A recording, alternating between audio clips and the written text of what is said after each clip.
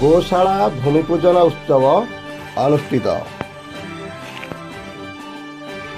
ଅନୁଗୁଳ ଜିଲ୍ଲା କାଠମଲ୍ଲିକ ନିର୍ବାଚନ ମଣ୍ଡଳୀର କିଶୋରନଗର ବ୍ଲକ ଅନ୍ତର୍ଗତ ବିଶ୍ୱ ଯୁବ କେନ୍ଦ୍ର ବଣିନାଳିଠାରେ ପୂର୍ବାହ୍ନ 10 ଘଣ୍ଟିକା ସମୟରେ ବିଶ୍ୱ ଯୁବ କେନ୍ଦ୍ର ତାମିଲ ଗୃହଠାରେ ନୂତନ ଗୋଶାଳା ଯାହା ପାଇଁ ଜିଲ୍ଲା ପ୍ରାଣୀ ଚିକିତ୍ସା ଓ ପ୍ରାଣୀ ପାଳନ ବିଭାଗ ଅନୁଗୁଳ ସହାୟତା କରୁଛି।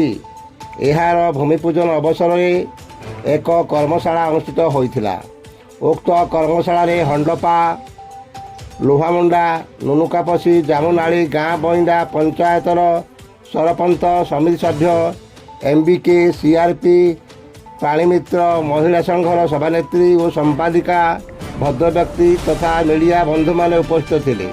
ଏହି କାର୍ଯ୍ୟକ୍ରମରେ ବିଶ୍ୱ ଯୁବ କେନ୍ଦ୍ରର ସଭାପତି ଡକ୍ଟର ନନ୍ଦକିଶୋର ମହାକୁଳ ସଭାପତିତ୍ୱ କରିଥିଲେ।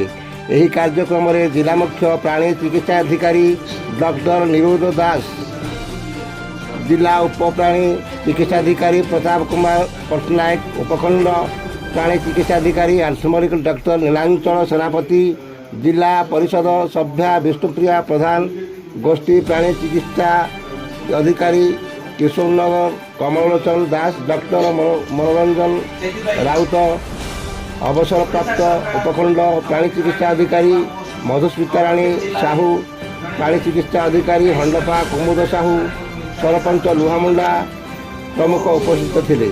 ବିଶ୍ୱ ଯୁବ କେନ୍ଦ୍ରର ସଦସ୍ୟ ସମ୍ପାଦକ ମନୋଜ କୁମାର ମହାପାତ୍ର ସମସ୍ତଙ୍କୁ ସ୍ୱାଗତ ସମ୍ବର୍ଦ୍ଧନା ଜଣାଇ ଅତିଥିମାନଙ୍କ ଦ୍ୱାରା ପ୍ରଦୀପ ପ୍ରଜ୍ୱଳନ କରାଇ ଗୋଶାଳାର ଆଭିମୁଖ୍ୟ ବିଷୟରେ ସଂକ୍ଷିପ୍ତ ସୂଚନା ଦେଇଥିଲେ।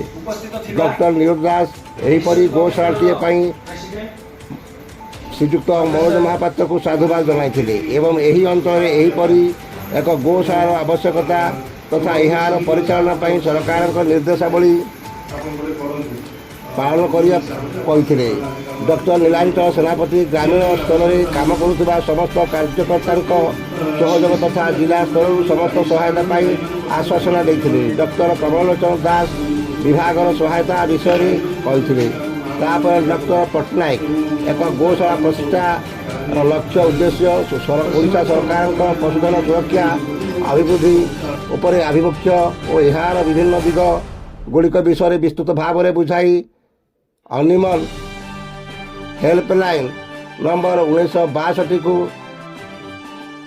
ଜୀବଦୟା ସକାଶେ ସହଯୋଗ କରିବା ପାଇଁ ଆହ୍ୱାନ ଦେଇଥିଲେ। ଡକ୍ଟର ନନ୍ଦକିଶୋର ମହାକୁଳ କୃଷ୍ଣମିତ୍ର ଓ ପ୍ରାଣୀମିତ୍ର ମାନଙ୍କ ମଧ୍ୟରେ ସମ୍ପର୍କ, ଗୋବଂଶର ଉପକାରିତା, ଗୋମୂତ୍ର ତଥା ଗୋବରର କୃଷି ଉପରେ ଦୀର୍ଘକାଳୀନ ଉପକାରିତା ବିଷୟରେ ଆଲୋକପାତ କରିଥିଲେ। ପରିଶେଷରେ ଧନ୍ୟବାଦ ସହ କାର୍ଯ୍ୟକ୍ରମର ପରିସମାପ୍ତି ହୋଇଥିଲା। विश्व युव केन्द्र जो अनुष्ठान अच्छी स्वेच्छासेवी अनुष्ठान तार निर्देशक भाव काम कर ଆପଣ ଆଜି ଗୋଶାଳା ହେବା ପାଇଁ ଆଜି ଗୋଟେ ଉତ୍ସବ ହେଉଛି ଆପଣଙ୍କର, ଏଥିପ୍ରତି ଆପଣ କ'ଣ କହିବେ? ये गोशाला एक्चुअली विश्व युव केन्द्र को ओडिशा सरकार देइछन्ती। ओडिशा सरकार जो विभाग अच्छी वेटनरी डिपार्टमेंट एवं CDPO तरफ कार्यक्रम को दिखाई तार मुख्य उद्देश्य हूँ डेस्टिट्यूट गाई अच्छा जार कई ओनर नहांती से गाई बाछुरी षंढ एम सब अच्छा केमती रक्षणाबेक्षण कर प्रचेषा है। कार्यक्रम आज भूमि पूजा हो भूमि पूजा पर पुणी कंस्ट्रक्शन काम सरला आम फर्माली इनोग्रेट कर विभिन्न अतिथि मानक डाक डिपार्टमेंट विशेष को डाक गाँव पाखापाखि अंचल लोक को डाक फर्माली इनोग्रेशन करें एक्सपेक्ट कर अक्टोबर मास से सुधा ये कार्यक्रम सर डिसेम्बर कि जानुरी मस गाई बाछुरी मान रक्षणाबेक्षण दायित्व आम नब। केते टଙ୍କା काम से यहाँ 22 लक्ष टकर बजेट से 10% हूँ आम कंट्रीब्यूशन विश्व युव केन्द्र कंट्रीब्यूशन एवं आम जगह भी देचु अनुष्ठान तरफ एवं बाकी 20 लक्ष टकर सहायता सरकार देव।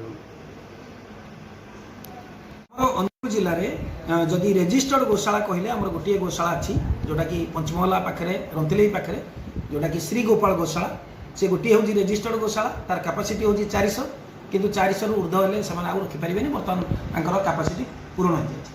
तेणु ओडिशा सरकार चिंता कले जदि किसी गोशाला प्राइवेट गोशाला एस्टाब्लिश करा जो असुविधा भोग कर लोक मैंने यथा गोटे एक्सीडेंट है गोटे गाईटी छोटा होकर केम्पा होकर पड़ी ताको सेवा करने कहार पाखे सुविधा ना जदि आम पाखे गोटे जब गोशाला अच्छी ताले से गोशाला को पहुँचा जापर आ गोशाला ताको सेवा दब तार माने ताको सल्व करने ताको प्रोब्लेम को सॉर्ट आउट करने जाई आमे सौभाग्य दृष्टि आमर जो ये सिलेक्ट होती आम विभिन्न जो प्रोसीजर अच्छी से प्रोसीजर देकर से पास कले पास करने द्वारा गोशाला को देवाई व्यवस्था करागला गोहाड़ दि जाए से करेंगे आपणकर देखुवे ये जो गोशाला करा ये पूरा नेशनल हाईवे पाखे तेणु नेशनल हाईवे रु यही पाखापाखि जितकी भी एरिया अच्छी जोटे भी जब किसी एक्सीडेंट है कौन प्रकार असुविधा है यही गोशाला द्वारा से निश्चिंत भाव उपकार पाइबे।